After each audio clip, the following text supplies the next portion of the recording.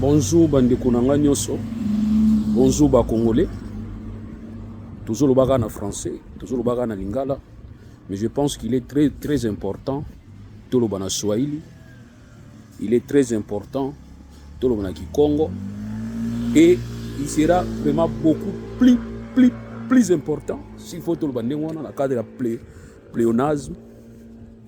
Tout le bana na Chiluba. Pour pas comprendre et puis tout se faire comprendre. Tout le biboye. La modification de la constitution, ou la révision, ils allaient m'abêter. Ils ont m'abêté. Ils ont prévu. Constitution et prévoir en haut déjà que va modifier. Sauf que, après si matière, ou va toucher. Dans le cadre, il y a modification. Siège à matière wana, ils allaient dans l'article 220. Et puis, c'est 1. Forme à l'État. Pour qu'on changer forme à l'État, on a le loté. Et comme exemple, le royaume. Pour qu'on s'alande manate. Attaque au peuple à l'ingio, koleka yomoko milingaka. Mais yo président aujourd'hui qu'on respecte la constitution, auto bengaka républicain, a coquille jamais, alors jamais, collection mécanisme n'a changé forme à l'État. Et comme la république, to coquille ko changer té indépendance et la justice, c'est-à-dire yo président, au cause de nos parlements, majorité parlementaire ya yo, ba député ba ya ko la pas na yo ba la muka pas na yo.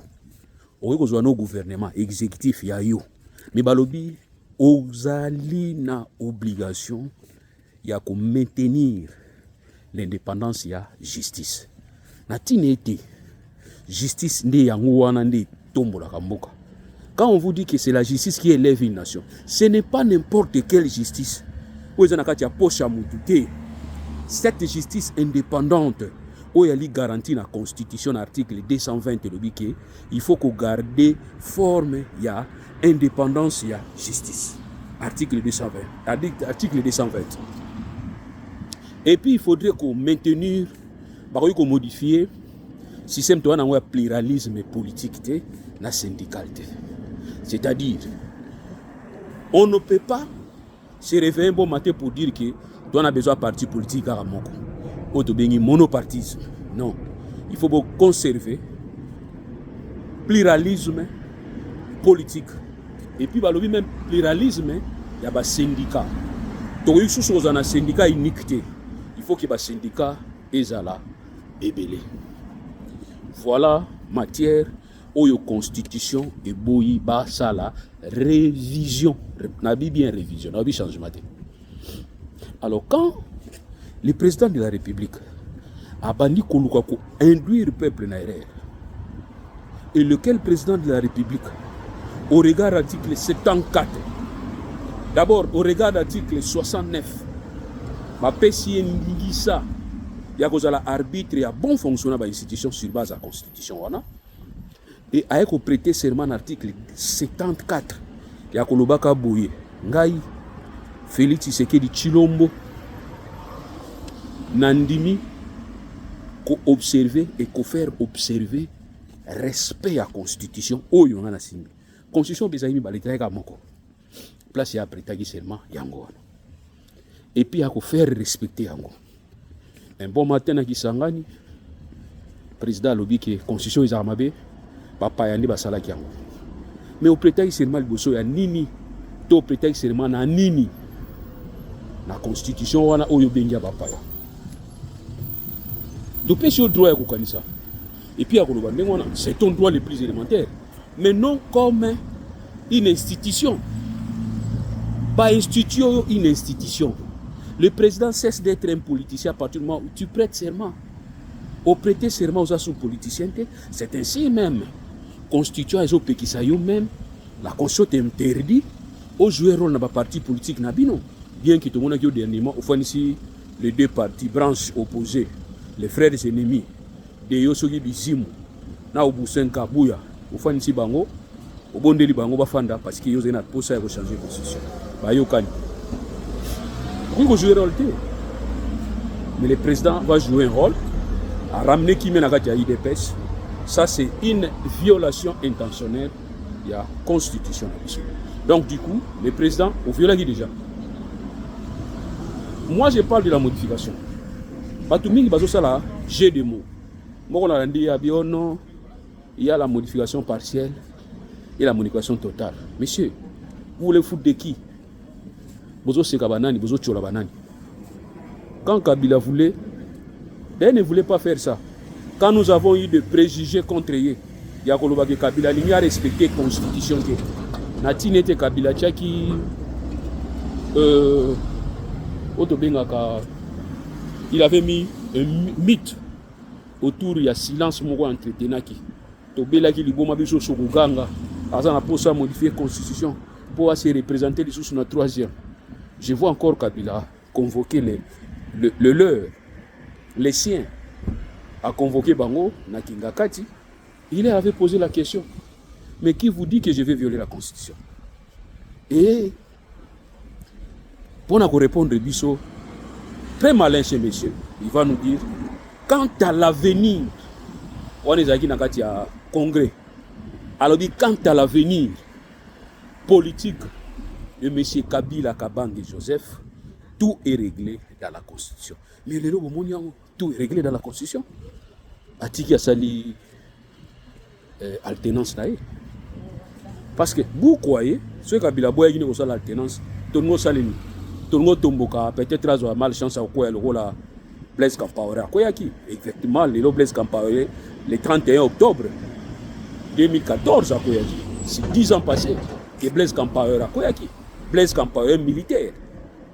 Un militaire a renversé qui militaire, Thomas Sankara. C'est aujourd'hui le 31 octobre. Félix Tshisekedi, il faut tirer les leçons. Un militaire, Blaise Compaoré, renversé aujourd'hui le 31 octobre pour motif, il allait aussi modifier la Constitution. On a tendance au Yozanango. Parce qu'il y a une différence entre modifier une Constitution et changer une Constitution. Nous avons dit que la modification de la Constitution est prévue dans la Constitution elle-même, et tout en donnant les exceptions des matières qu'on ne peut pas toucher dans le cadre de la révision. Alors, c'est là maintenant vous voulez changer la Constitution. Et en voulant changer cette Constitution, je vous dis que ce n'est pas la modification, c'est le changement. C'est un coup d'État. Est-ce que vous avez la capacité de gérer un coup d'État? Vous avez la capacité. Et de la même façon, vous avez manipulé les autres. Dans le cadre de tous s'opposer contre Kabila. Parce qu'il y a qui Azala n'a pas ça pour changer la Constitution, bien que Kabila boit moi, mon avenir politique est réglé dans la Constitution. Mais nous avons vu Kabila partir calmement. Mais par contre, Kabila n'a jamais déclaré qu'il n'a pas ça pour changer la Constitution. Il n'a jamais déclaré. Il est parti bonnement à Kenaye. Mais bien maintenant, Bokomi, il y a non, président de la République, il faut que ça ait temps et belé. Pour payer 5 ans, sur une année, ok, sur une année, organiser une élection, à 4. Mais qui vous dit que tout doit se régler dans 5 ans? Qui vous a dit ça? Tout peut se régler même dans 10 ans, dans 20 ans, même dans 30 ans. Il suffit que vous ayez pour conserver le pouvoir. La conservation du pouvoir veut dire que Félix peut devenir pour président Lelo, à sali des mandats, à sali des envimbate, pour la si peuple qui a facilité à ça plus dans 11e année, dans 12e année, mais à condition de conserver le pouvoir. Quelqu'un d'autre n'a IDPS peut passer. Qui vous dit que c'est Félix Tshisekedi né Azala qui préparait Yenda Azalaga président de la République? Mais nous avons démontré par Kabila et Chadari. D'ailleurs, moi je dis à Kabila et plutôt à Chadari. Chadari est un professeur. Cursus universitaire, tout le monde qui a un peu partout, il semble-t-il que Chadari a excellé partout. Dans le parcours universitaire à Chadari a toujours légalicolo. Mais pourquoi vous laissez tout à Kabila? Que Kabila a la présidence à Bisso, premier mandat, deuxième mandat. Donc, on a niveau à PPRD pour la place de Zawana. On a beaucoup d'initiatives que les Lopez à la présidence en Boka. En lieu place à Kabila. Mais il faut conserver le pouvoir. Il y a un autre qui a PPRD. Vous avez un batomaïl dans le cadre. Et belé. Pas Koko Nyangi, Neti Koko Nyangi n'avait pas été professeur à Mounène en climatologie. Il n'a pas été dans la climatologie, dans le département hiver. Il y a Japon. Non. À part Kabila, quelqu'un d'autre peut remplacer Kabila. Raison pour laquelle Moussa qui Dauphin Nabango, Baché Chadari. Donc pour moi, ce qui fait Tshisekedi. Au sein du premier mandat, vous monique idée aux Aïnango, vous aussi ça monte dans le deuxième mandat. Force-toi. Nakati a IDPS. Watu wasa nakati Chilumba soki Chilumba. Kabuya. Deo. Peter Kazadi. Assez pelé. Fils Moukoko. Gilles Moniere. Par la présidence peut amboka na mandat IDPS. C'est facile. Donc moi je pense que tout qui est une logique on a kolbaki IDPS a kozala na pouvoir jusqu'à ce que Jésus akoya ça va. Mais bon le bâti que mutu moronde a pleti Tshisekedi des fois na pouvoir jusqu'à ce que Jésus akoya akokoma dia mubange et peut-être mutu akomi comme la tête. IDPS préparez-vous pour gérer le pouvoir na bino. Avant, pendant et après. Voilà ce que moi je vous demande. Donc je disais que si vous voulez opter pour changer la constitution, il faut vous expliquer tout. Qu'est-ce que signifie modification de la constitution et qu'est-ce que signifie changement de la constitution. La modification de la constitution est prévue dans la constitution elle-même. Mais attention, elle va donner les limites pour dire que telle matière, on ne modifie pas. Comme la forme de l'État, comme l'indépendance de la justice, pouvoir judiciaire, comme le pluralisme politique et syndical. Voilà, biloko beaucoup touché, biloko beaucoup touché, mais modifiable. La constitution est modifiable. Il y a des articles où il va toucher, il y a matière où il va toucher. Mais fort malheureusement, tous allez comme on a, comme il a posé ça, non seulement à modifier, mais à changer parce qu'ils ont plein de binoté. Il y a un autre signal qui n'est pas dans binoté. Dites-nous, quels sont les articles qui vous dérangent? Dites-nous, quelle matière ils ont dérangé pour développer Congo. Comme ça, nous allons partager ensemble. J'ai donné l'exemple pour dire quoi? La constitution, c'est comme un statut à société. Dans le statut à société, il y a besoin de bien associé. Associé, va signer un statut. Si on signer un statut, dans le statut, va définir mon rôle et mon pouvoir. Pour nous, gérant statutaire. Gérant statutaire, il faut respecter le statut de statut. Ce qui est modification, c'est que sous ndenge sangana pour na statut na bango na tinete ba apporter modification par ça là auto bengaka assemblée générale ordinaire ce qui décision za muke pété ou bien assemblée générale extraordinaire ce qui décision isa ya makasi ya kozwa. Alors pour la cas ko ya République du Congo c'est aussi forme ya statut de sangisi biso statut on sangisi biso ya la constitution oyo Tshisekedi akutaki oyo apretaki na serment. Tant qu'il y a Monique Mbilinga, qu'est-ce qu'il va faire? Il va tout simplement émettre un point de vue. Mais lui, il va émettre un point de vue, il a deux places. Ou bien, il va émettre à un niveau, Conseil des ministres. Le Conseil des ministres, il président pour les alliés. Le Conseil des ministres, il président pour les alliés. Il a convoqué le Conseil des ministres. C'est en lieu de place où il va émettre et il va émettre un projet. Parce que le gouvernement peut avoir la possibilité de faire un projet. Il y a loi. Projet. À ça, le projet n'a pas loi. Le projet n'a pas loi que ça, il va soumettre à nous. Babi, initiative pesakuna. Ou soit le parlementaire peut avoir la haute proposition de loi. Or, tu sais qu'il a une chance. Il y a un gouvernement où il y a hostilité et pas contre eux. Il y a un gouvernement où il y a obéissant. Il y a une majorité parlementaire. Dans la majorité parlementaire au Tshisekedi Azanango, akoki facilement ko paie sa motion et pas à Batu Bazakuna, Kabuya pas à Nantes, Aza parlementaire il paraît. À cause de la proposition de loi Menyango, tel article ils ont empêché tout ça là, na niveau par l'Assemblée awa, tout débattre nango, tout paie sango sous comme proposition de loi. Au PCango. Mais qu'est-ce qu'ils ont compris? Ils ont compris que bah oui comme ma matière il y a sikaté, ou la constitution est là, constitution ko boka bango. Il y a un moment où tirer sur la constitution. Aujourd'hui, ironie du sort. Batu ba participer à l'élaboration de la constitution. Baza ba constitutionnaliste munene. Boko remettre bango maïl na bango en jeté. Batu logo la ba vie sambo. Vie moko maïl makasi na pesa d'ailleurs histoire ya vie wana.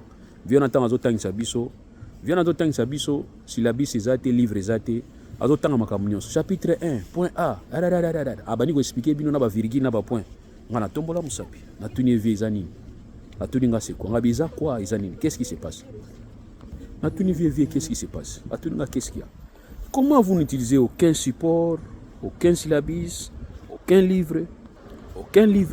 Mais vous récitez comme ça, tout, on n'a pas virgule, on n'a pas point d'exclamation, et Zanine. Il m'a dit que Loulou, il connaît très bien. Il m'a enseigné. Le vieux Sambou m'a enseigné à ce qu'il y a le Loulou. Mais syllabus, on est sur ma tête. Donc, viens à remettre Maël en jeté. Il vous dit que c'était nous qui avons élaboré. Français Mogalingo Sabino, Lukuta Naye, à Kosibino. Et il a dit. Le lot ironie du sort, c'est le vieux qui est le conseiller spécial en matière de sécurité à chef de l'État. Voilà preuve où Ngwanda koye ko lobaki. Mobutu ayoka kabatuti. Parce que Ngwanda aussi a lobaki. Mobutu aza ayoka bisote. Parce que na maele o Ngwanda balaki na Mobutu fala yoka. Maele o batu baza pembeni na Mobutu fala yoka. Viembata alobi que nous avons la première fois au Congo la meilleure constitution. Asimbi yango abi yango. Et aujourd'hui, tout d'un coup, la constitution est Salama pas Bapaya, constitution Zamabé, il faut constitution Oyo, il faut. Moi, je pense que matière Bozo, Banga, ils ont matière des alliés consacrés à niveau il y a 220. Qu'est-ce qu'il faudrait faire? Il était vraiment important pour moi. Ils arrivent vraiment très très important pour moi. Yako Salani, Yako Lobaboui. Il était important pour moi de dire comme ça. Voilà la matière autolingité. Voilà l'article auto CP en côté. Article oyo. Voilà matière auto CP en côté, matière oyo. Alors tout le tout possible, tout étudier ensemble. Ningo lobi ke na kobenga batu po ba ko sala moi mayele moko boye pona ko. Non, batu na initi lobenga ba. Présenter seulement sous forme de fascicule moko boye. Utindi ka na boka batu au publier yango en disant que voilà matière oyo biso lingi to munyango malamu to débattre. Comme ça, on va commencer à débattre. Au PC, il matière, il y a matière, on va place il y a blocage. Tout le monde qui est réellement mis à blocage, on va dire honnêtement, l'honnêteté intellectuelle oblige, on va dire que oui, vous avez raison. Mais par contre, tant que quelqu'un n'est pas à Batou, na niveau net ya Kisangani, peuple va faire yo yé. Ok, makam ya holocauste, yo temi kamba moko constitution na biso yo te pas bapaya, constitution na biso ezaya bapaya, constitution na biso. Peuple ayi makambo wana zo comprendre ndeni yo na Kisangani. Pourquoi seulement na Kisangani? Pona nini kana Kisangani? Oponi Kisangani pourquoi? Or aux conseil des ministres na yo ko yuko tenir. Or aux adresse à la nation par na congrès, président ko yuko loba babi ko tukuni za sans débat. Au télémino ka lobby yo kanisi lobby et puis finalement après au télémino yo kenayo ba parlementaire ba autour ba question té ça serait été mieux. Ko sala ngona niveau wana ki yo sala ngona Kisangani bisika o batu bazo yo ka makamususu yo ba besoin nzala yo moko loba ki la fois passer va dire na yo qui mboko ils en a besoin de changer constitution ils en a besoin social na bango nzala na bango bazana ngoto résoudre ba problème na bango vous ne voyez pas. Donc aujourd'hui on a raison hier si c'était une raison dire que Kabila na FCC aujourd'hui FCC bakinda bana batu ba fanda kimia batika yo lelo za siko besoin conscience na yo aujourd'hui sur raison côté constitution na côté constitution maintenant deux mots révision na changement il y a une grande différence bato IDPS ba o baza kotika na mwa maile boyebisa bande kona biso ke ko changer constitution za mabe mais ko modifier yango ils en ont ma bête mais à condition que matière au article 220 le belaki tout toucher en côté pour changer ba moté modification petite la grande modification non ils ont modification révision na o toujours va bien que na crainte oyo ce qui a manifesté que ko baki parce qu'on contrôler ba province to yebisi ki akosi article 197 na article 198 et résoudre qui ba problème na parce que ba article za ba article Kabila modifié qui biso to yebisa Kabila tant qu'on a modifié la constitution en 2011 yeba ki okosala mingi pona yote okosala pona président Moussouba Zoya yango Kabila asali na 2011 a modifié la constitution asali longtemps on l'a été 2011 na 2018 atiki tango atiki le Tshisekedi mutazubako Tshisekedi to yebisho que concernant instabilité na niveau province ça a été résolu résolver qui yango déjà article 197 na 198 et résoudre yango na ndenge ni balobi ko komi juge ko constater conflit crise na niveau ba province. Or hier constituant lingaki ke batika ba province na autonomie même ya gestion même financière de manière à ce que totika des institutions seule institution et assemblée provinciale ko la gouverneur seule institution. Mais par contre la PSA biso possibilité à dissoudre assemblée provinciale. Kabila ko innover 197 na 198. Ya ko la gouverneur et puis à dissoudre assemblée provinciale. Mais qui peut le faire? Ce n'est que le président de la République. Quand le président a constaté que crise persistante et récurrente, ils allaient continuer dans une province, le président va consulter seulement le président et l'Assemblée nationale, na Sénat. Tant qu'on a consulté le Premier ministre, a consulté Bango. Et cette consultation n'a jamais été formalisée. C'est-à-dire, même une simple lettre de correspondance, c'est déjà une consultation. Où il faut permettre à ce qu'il y ait à dissoudre l'Assemblée provinciale. Comme ça, va reprendre l'élection. Ça va reprendre l'élection automatiquement. Les gouverneurs ne peuvent pas être épargnés. Et les gouverneurs peut-être destituer en même moment. Et vous allez remarquer qu'il y a une assemblée provinciale et puis il y a un gouvernement, gouverneur qui est en conflit, qui résout les problèmes et puis qui est en cota. Raison pour laquelle 197, 198 est modifié. Bien que parce que nous avons dit que tout chaque principe, cœur même, la volonté, la constitution, la décentralisation.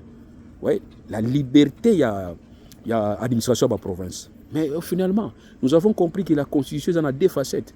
Nous avons une facette purement juridique et aussi nous avons une facette purement socio-culturelle. Or, les Congolais sont incapables de na libre arbitre na biso kaka fo fimbo ezala pembeni. Yango bapesaki fimbo epai ya chef de l'État. Soki tomoni province moizo tambola na mbilinga chef de l'État akoki dissoudre assemblée provinciale wana.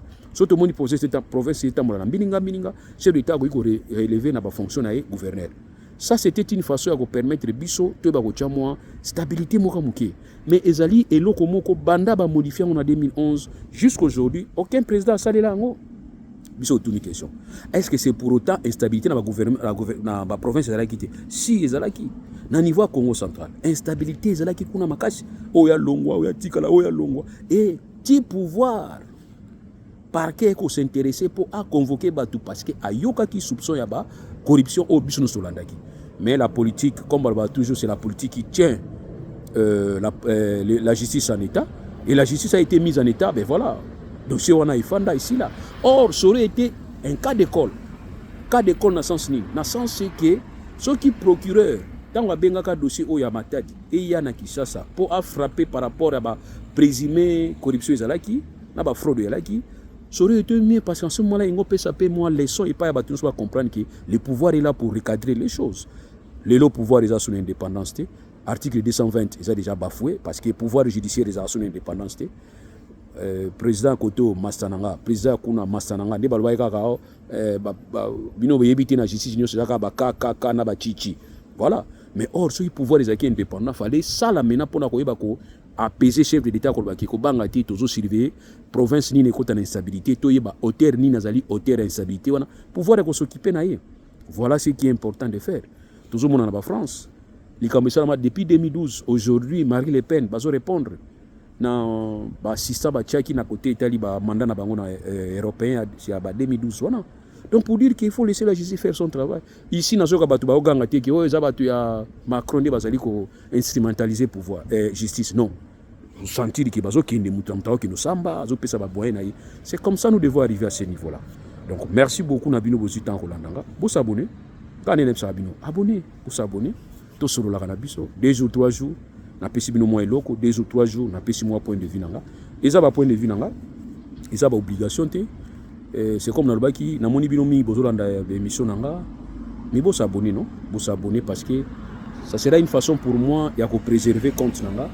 Les alimi ko zo ba signalement na habité pourquoi? Nazo finga montuté, nazo ro mabeti, nazo ro makancho nanga. L'intolérance ici zo place na niveau ya mode ya gestion en boka. Tous à la tolérance, ata olinga ngate me yokanga. Peut-être nakolo va 1 plus 5 à la D pour servir au place mususu. Voilà les comme lui, bo s'abonner, bo linga mboka, linga la linga mboka. Bo linga nga moi muke linga la linga bino makasi. Merci beaucoup. Bo s'abonner na compte nga DLM Lulu TV na YouTube. Bo talanga mingi pe na Facebook, na Tchadouli Muntu Lulu. Et ben voilà, et puis na ba bazana ba numéro nanga na kati la plateforme. Bo komelanga, ça va aussi me donner l'envie à koyeba ke batu bazolandanga batu balinginga ngape na lingi bango makasi. Merci à vous tous. Félix Tshisekedi ko banga te. La constitution et puis sur ba résultat solution makambo ebele. Ndeka balba ki butu ka pousse. Laborer ses enfants. Travailler, prenez de la peine. Fouillez, loboko na yo les cas partout. Vous avez des solutions. Ba solution dans maboko na yo. Surtout article 197 na 198 et puis sur solution pour n'avoir aussi ça va crise dans la province kobanga eloko wana te pouvoir nini sozoluka ne dio za na chance za na parlement et puis extraordinairement za pe na justice na maboko na yo. Allez abonnez-vous, merci beaucoup.